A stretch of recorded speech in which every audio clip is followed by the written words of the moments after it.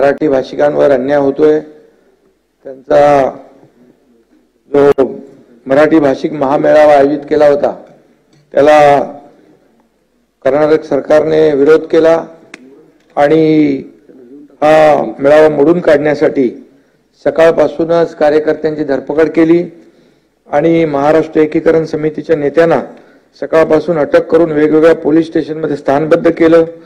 आणि ज्या ठिकाणी मेळावा होता त्या ठिकाणी 144 कलम देखील लागू करून धर्मवीर संभाजी चौकातील महाराजांच्या पुतळ्यासमोर जाणाऱ्यांना मज्जाव देखील केलेला आहे। आणि खरं म्हणजे हा मराठा भाषिक मेळावा या मोडून काढण्यासाठी पोलिसी अत्याचार जो सुरू आहे आणि त्यामध्ये पुरुष महिला तरुण 100हून मराठी बांधवांना त्या ठिकाणी स्थानबद्ध केले। बेळगावचे माजी महापौर मनोहर किनीकर, माजी आमदार दिगंबर पाटील, माजी महापौर बालूजी अष्टेकर, प्रकाश मरगळे हे सर्व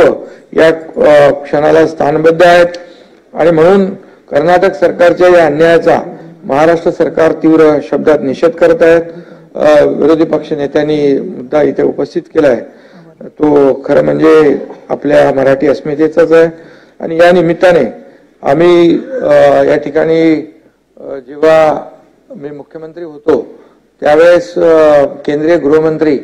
अमित शाह साहेबांनी देखील एक बैठक घेतली होती आणि कर्नाटकच्या मुख्यमंत्र्यांना देखील त्या ठिकाणी बोलावलं होतं आणि काही गोष्टी त्यामध्ये सुप्रीम कोर्टामध्ये हे न्यायप्रविष्ट प्रकरण असल्यामुळे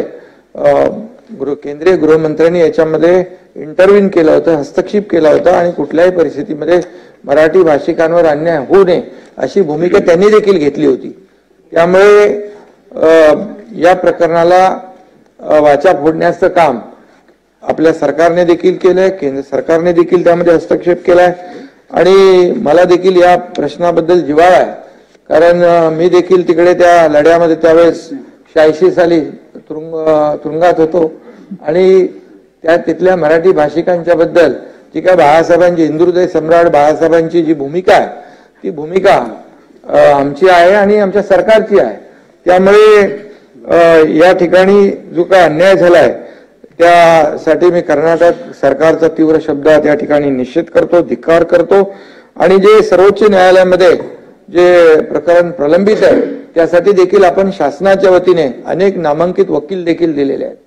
आणि आता तत्कालीन उपमुख्यमंत्री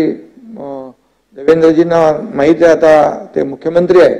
आणि आमचं सरकार पूर्णपणे या बेळगावच्या मराठी भाषिकांच्या पाठीशी आहे आणि आपल्याला जे जे काही करायचं त्यांच्यासाठी ते आपण नक्की करू आणि ज्या कायदेशीर बाबी आहेत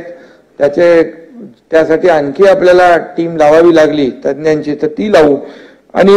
हा प्रश्न लवकरात लवकर निकालात कसा निघेल यासाठी महाराष्ट्र शासन पूर्णपणे प्रयत्न करेल।